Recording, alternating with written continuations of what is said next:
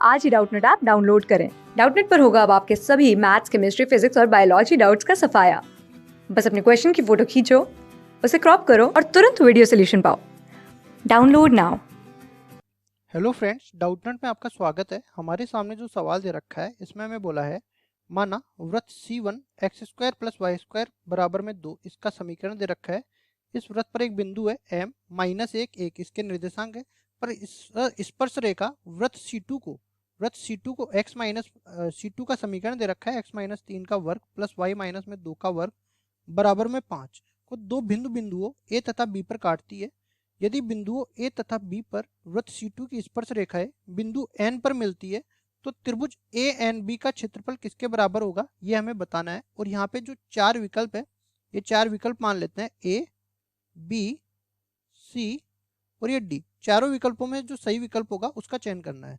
ठीक है, सबसे पहले ये वृत्त C1 है, ये वृत्त C1 है जिसका समीकरण अपने पास दे रखा है x square plus y square बराबर में 2। ठीक है, ये C1 का समीकरण दे दिया। यहाँ से देखने पर पता लग रहा है कि इसका केंद्र तो 0 0 हो गया और इसकी त्रिज्या जो है ना वो वर्गमूल में 2 इकाई हो गई।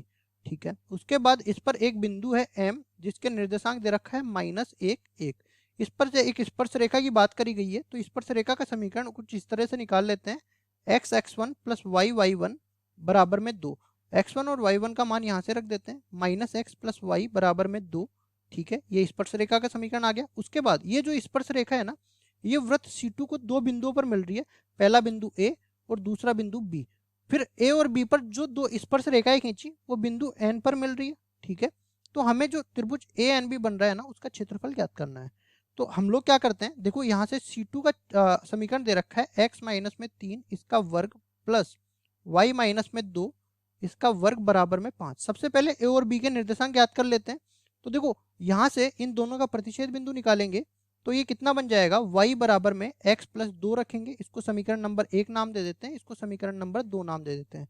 समीकरण 1 में से उठा के y का मान इसमें रख देते हैं, तो ये कितना बन जाएगा, देखो x माइनस में 3 का वर्ग ये बन गया, प्लस प्लस आगे क्या बन रहा है, यहाँ पे y की जगह x प्लस 2 आ जाएगा, तो x प्लस 2 माइनस 2 तो x का वर्ग बराबर में 5। इसके आगे देखो एक्स स्क्वायर माइनस में 6x plus 9 plus x square बराबर में 5, ये बन गया।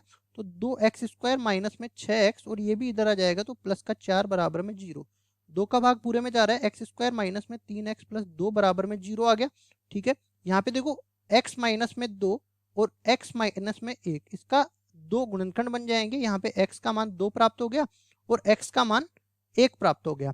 ठीक है, उसके बाद y का मान किसके बराबर था, समीकरण 1 में y बराबर में x प्लस 2 के बराबर था। जैसे ही मैं x का मान 2 इसमें रखता हूं तो y बराबर 4 प्राप्त होता है। जैसे ही मैं x का मान 1 रखता हूं तो y बराबर में 3 प्राप्त होता है। दो बिंदु प्राप्त हो गए। पहले बिंदु a के निर्देशांक में मान लेता हूं 2 4 2 4। दूसरे बिंदु b के निर्देशांक में मान लेता हूं 1 3 1 3, इसके निर्देशांक आ गए। अब देखो इसके बाद ये जो n बिंदु है इसके निर्देशांक मैं यहाँ पे मान लेता हूँ इस तरीके से अल्फा बीटा। अब देखो मेरे को पता है ये ए बी जो है ना, ये इसके लिए वृत्त C2 के लिए, वृत्त C2 जिसका केंद्र तो अपने पास डायरेक्ट हम लोग ज्ञात कर सकते हैं, कितना 3 और 2। ठीक है, और त्रिज्या भी डायरेक्ट देख सकते हैं, √5 इकाई।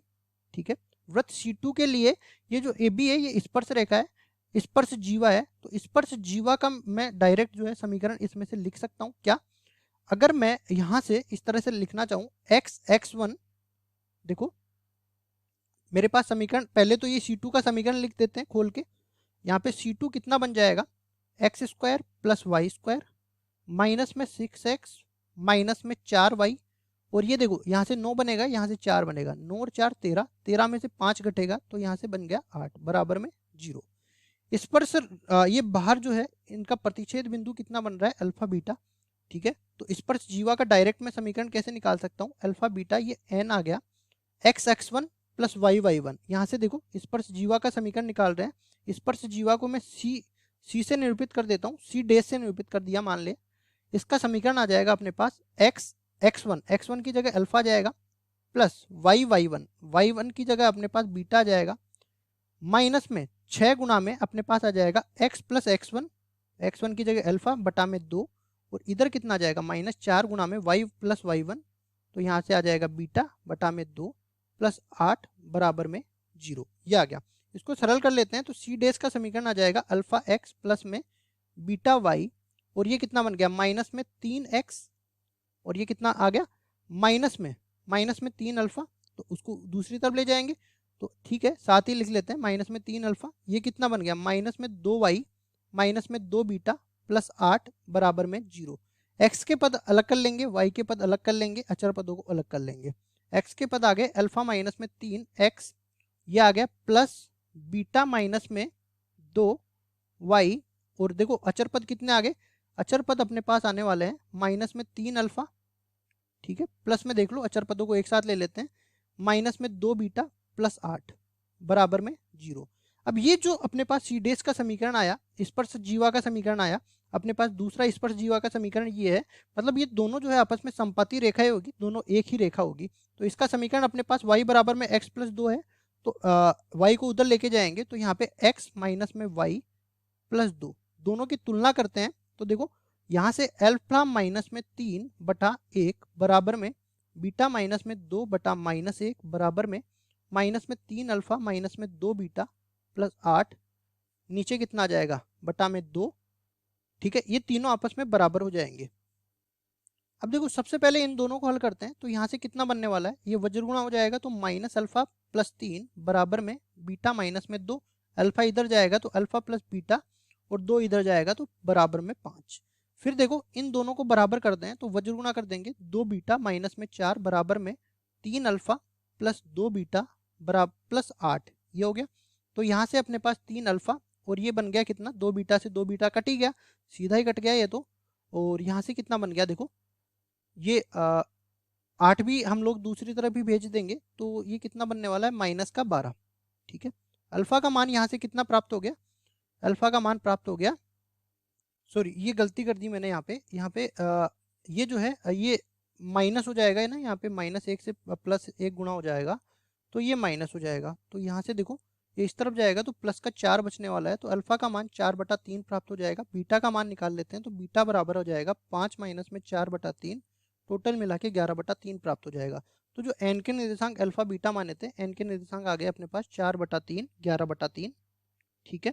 इसी तरह ए के निर्देशांक भी लिख लेते हैं हम लोग। ए के निर्देशांक हमारे पास 2 4 आ गए थे, बी के निर्देशांक अपने पास आ गए थे 1 3। ऊपर आपको फिर से दिखा देता हूँ, ए के निर्देशांक 2 4, बी के निर्देशांक 1 3। अब हमें जो है इस त्रिभुज का क्षेत्रफल निकालना है, तो सारणिक विधि से इसका क्षेत्रफल निकाल लेंगे। डेल्टा बराबर में त्रिभुज ए एन बी का क्षेत्रफल बराबर में सारणिक सॉरी इसका मापांक फिर 1/2 फिर इसका सारणिक, तो यहाँ से आ जाएगा, पहले आ जाएगा ए एन बी है ना, तो 2 4 1 1 3 1 4/3 11/3, और ये कितना बन जाएगा 1, इसका सारणिक और पूरे का मापांक। तो अपने पास बन जाएगा देखो 1/2, पहली पंक्ति के सापेक्ष का प्रसार कर लेते हैं तो अपने पास कितना बनने वाला है, अंदर देखो 2, इसके साथ कितना बनेगा 3 माइनस में 11/3, 3 माइनस में 11/3, फिर उसके बाद ये माइनस में 4, इसके साथ क्या बनेगा 1 माइनस में 4/3, 1 माइनस में 4/3, फिर उसके बाद प्लस में 1, इसके साथ क्या बनेगा 11/3 माइनस में 4, 11/3 माइनस में 4, ये बन गया। उसके बाद इसको हल कर लेते हैं, देखो ये कितना आने वाला है 1/2 तो बाहर है ही, और साथ ही साथ पूरे का मापांक भी आने वाला है, तो पूरे का मापांक भी ले लिया। यहाँ से देखो 12 माइनस में 11 सॉरी 9 माइनस में 11 माइनस में 2/3 बच जाएगा, तो टोटल मिला के -4/3 आ गया। यहाँ पे भी देखो ये माइनस में 1/3 बचने वाला है, -1/3 को 4 से गुणा करेंगे माइनस के, तो प्लस का 4/3 बन जाएगा। उसके बाद यहाँ पे देखो ये कितना बनने वाला है, माइनस का बनने वाला है, तो 11 माइनस में 12 माइनस का 1/3 माइनस में 1/3 ये आ जाएगा, और इस पूरे का मापांक अपने पास आ जाएगा। तो ये दोनों तो कट जाएंगे, -1/3 जब 1/2 से गुणा होगा तो माइनस का 1/6 बनेगा, माइनस में 1/6, और इस पूरे का मापांक लेंगे, टोटल मिला के 1/6 वर्ग इकाई। ये आ गया त्रिभुज ए एन बी का क्षेत्रफल, जो डेल्टा के बराबर हमने माना था 1/6 वर्ग इकाई। अब ये केवल त्रिभुज का क्षेत्रफल ही हमें निकालना था, यही उत्तर हो जाएगा। विकल्प देख लेते हैं, कौन से विकल्प में 1/6 दे रखा है, तीसरे विकल्प में दे रखा है, तीसरा विकल्प बिल्कुल सही उत्तर हो जाएगा। आशा करता हूँ ये सवाल आपको समझ में आया होगा। धन्यवाद। क्लास 6 से 12 से लेके नीट IIT JEE मेंस और एडवांस के लेवल तक 10 मिलियन से ज़्यादा स्टूडेंट्स का भरोसा। आज ही डाउनलोड करें डाउटनेट ऐप या व्हाट्सएप कीजिए अपने डाउट्स 8400 400 400 पर।